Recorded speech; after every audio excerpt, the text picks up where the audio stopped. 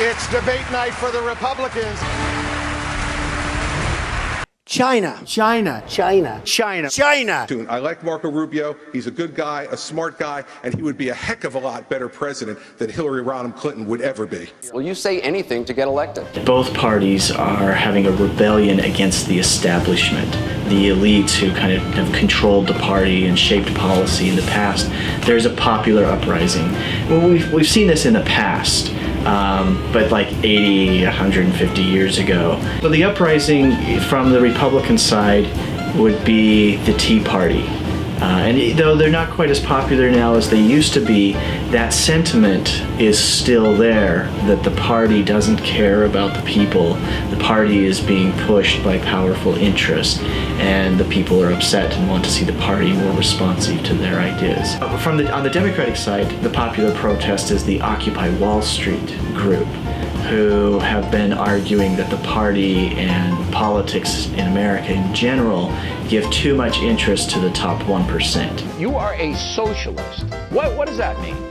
What it means is that we have a lot to learn from democratic socialist governments that have existed in countries like Denmark, Sweden, Finland, Norway, where they don't have the massive type of income and wealth inequality that we have in the United States of America. All right. So I think Sanders is doing well in part because he's not the establishment, and in part because socialism has a constant siren call.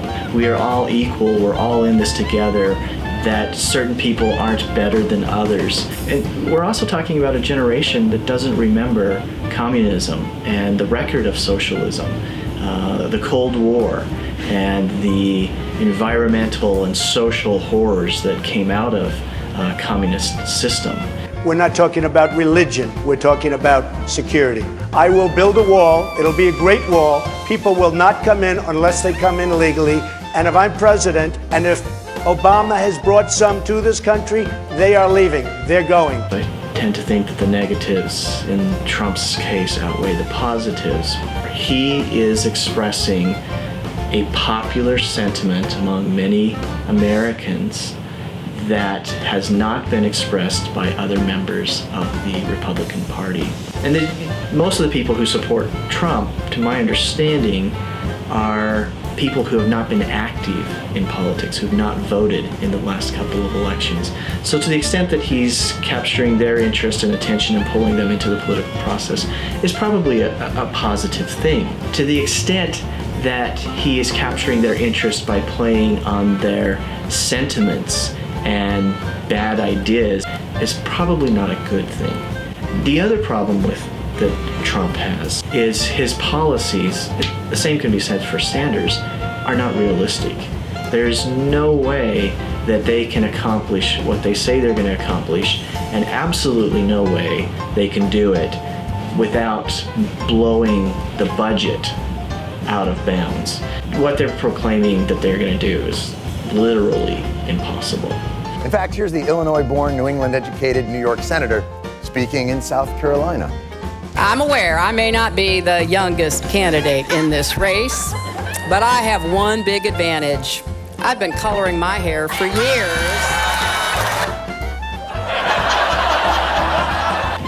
I also think the fact that Hillary's issues haven't gotten much traction, just her positions on, for example, feminism and things like that. Not the fact that she's a female president and the value that gives, but her positions on feminine policy and things like that have not gotten as much traction as one might expect. There's also the idea that money in politics is corrupting politics.